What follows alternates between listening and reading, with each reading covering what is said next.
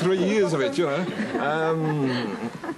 There was room in the charts for everybody. Every type of music. Everyone says, we've got to go to a break. And when we come back, we'll be talking to 3 of the most sought-after models of the 60s who are still modelling. We'll be asking them, was the swinging London of the 60s all it was really cracked up to be? Join us in a couple of minutes.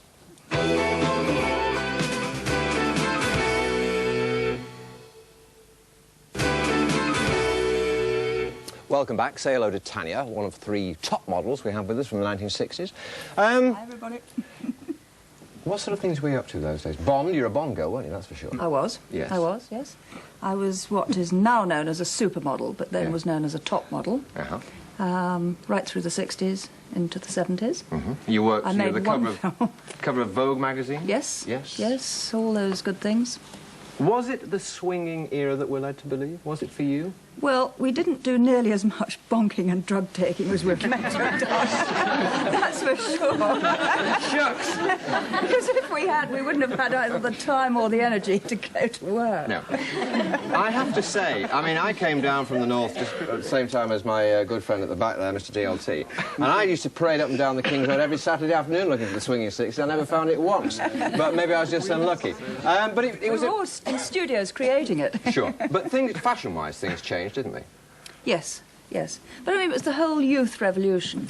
Yes. Which is all to do with the baby bulge. Which was more of us. There were more of us. And we were perhaps, Virginia, we're perhaps a little more sort of rebellious than previous generations? I just think everything was changing. It was very formal in the 50s, and suddenly everything was much more casual. It was very vibrant, very alive. Not only, I mean, was London leading the fashion look in the world, in fact. People were coming and looking to London from everywhere. But the restaurants were changing. They were less formal. The Italian restaurants were opening. One could sort of put on your Mary Quant dress in the morning and go on into the evening. You used to have to change before. That's right. What was it for you? What did it represent for you? Oh, a lot of things. Getting married, getting divorced, working very hard, laughing, crying. Talking about clothes changing, Tanya was the great revolutionary as far as... We always had to wear little suits and white gloves to go to the studios. And then one day... And a hat. And she turned up in jeans. And that was it. Shock horror. I actually got thrown out of Vogue and told to come back looking like a model. Yeah, You're kidding? Yeah. This was what, mid-60s? No, this was very early. Very early. Very early. Instead of which we all came in jeans and they couldn't do anything about it. That's right. That's right. But this was a change, really, more than anything, I think. Sorry? This was a change more than anything. The casual, it was a more relaxed casual. Exactly. Everyone became more relaxed. I remember... Every walk of It life. was youth leading rather than grown-ups leading. What changed for you, Brian? And music was for dancing to, as well in the 60s. So fashion became for dancing in the 60s there was so much as well. energy in the music of the 60s, and the recording techniques weren't so sophisticated as they are now, so they often went down in just a couple of takes. So you had that vibrancy, that urgency to actually everybody to get it right. What was it, a swinging era? Oh, it was terrific. I think people like myself, I used to write about these people surrounding me here in the 60s, and I think we were very privileged to have met those people. And survived it. And survived them. And survived them. Not survived meeting them, but survived the era. And no, I think both are applicable. It was the story was, when you're going to get a proper job. Yes. We thought we had a proper job. We were lucky to be able to leave school and get a job. And in my case, I was very fortunate to work in the music business and interview people. We started off interviewing the Pirates before they came ashore. We interviewed the Beatles. And we ought to explain that. He was a radio pirate, unlicensed as it were. Out in the North Sea. Radio Caroline. No, I used to raid other ships and steal their booty. No, actually, there is one thing here that ought to be mentioned about the era, why we all look upon it so fondly. Remember, this was a time to take one tiny little incident that the Rolling Stones in America were told they could not sing Let's Spend the Night Together. Yes. We can all laugh and think how ludicrous that was, but that was as strong as it ever got. Yeah. Now, anything goes, and unfortunately, the anything goes sort of generation, there's nothing to excite them. But that in itself changed things. What changed for you in the 60s? Well, I wasn't going to say anything changed then, but that just reminded me, like, in the days of P.J. Proby, I nearly threw myself over the balcony because the curtains came down, because he didn't rip his trousers, he seductively, I think, like they were Velcro, well, that probably wasn't invented in them days, and took them down like, what goes on now? But I mean, like in those days. That was shocking. That was he shock was horror. front page news because of that. I remember the curtains went down. What changed, sir, in the 60s? The vital difference between the 60s and today, there was full employment then. Yes. And the kids had money. And they bought records. Now, I was in the record business for 37 years at EMI. I remember Helen Shapiro coming to our factory when she was only a baby, and she was one of the leading lights.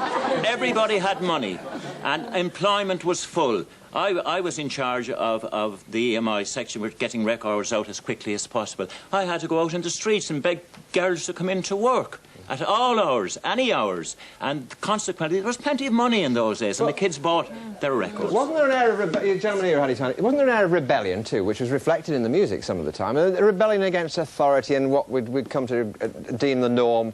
Yeah, I can only sort of speak for myself, John. I came from a very small country village to London in the early 60s, and it was brilliant. I mean, having come from a small country village, there was nothing down there. What was so brilliant? You tell me what was brilliant about it. The coffee bars, being able to walk into a coffee bar and get a bottle of Coke, you never see that anymore with the straws in. The work, I mean, the gentleman there mentioned the work. You could pack in a job one night and start a new job the next morning. And I remember particularly saving up frantically for my first Beatles jacket. We were all in sort of competition to try and get it from a firm called Weaver to Wearers, where you paid $1 a week. I remember. Before you got it. I remember the catchphrase, and the sign on the door said, "Credit with dignity." That's right. I was one of the best phrases I've ever saw in my life, right? Yeah. Credit with dignity, I mean, it was beautiful, a wonderful era.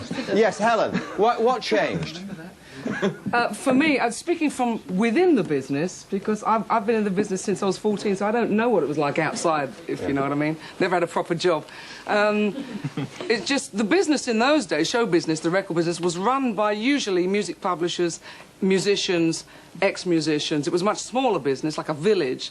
Now it's very high-powered, run by lawyers, accountants and so forth, and much more... serious and elitist, I think, as Frank said. That's the difference. Well, attitudes towards sex did change, despite what I fully accept what you said. Attitudes towards sex changed. Attitudes towards drugs changed, didn't they? It was quite an era.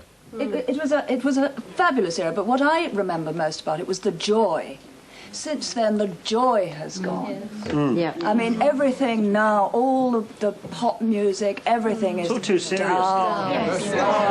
Do you know what? One thing there's a backlash now because there's what's lacking. Music has taken on a different kind of aspect now. It's functional music. It's for dancing basically. Things are extended. Music's got to run at a certain pace, and it's repetition and volume of bass, drum, and drums are going now. There's a backlash because there's a distinct lack of melody. And if you go back to the 60s, it was the last era of the classic pop song where we had a beginning, a middle, an ending, a dead simple tune that you could remember 30 years on, dead simple lyrics with nothing specifically to say. That you are we in danger of all sounding like our grandparents? Because they all remember. I'm not against it. I mean, the thing is, like the lady says there, it's music today is boring. It is for dancing too, but yet there isn't really an awful lot of feeling in it. The 60s, that's right, but the stage lights up with the 60s. You can go to anybody. Gentleman on the back, yes, sir. Yeah, I saw the Searchers. Hang on, Dick. I saw the Searchers in the 60s, and they were great. And I went and saw them just before Christmas, and they were still great. Yeah. All the youngsters were up dance with them. Everybody. Right,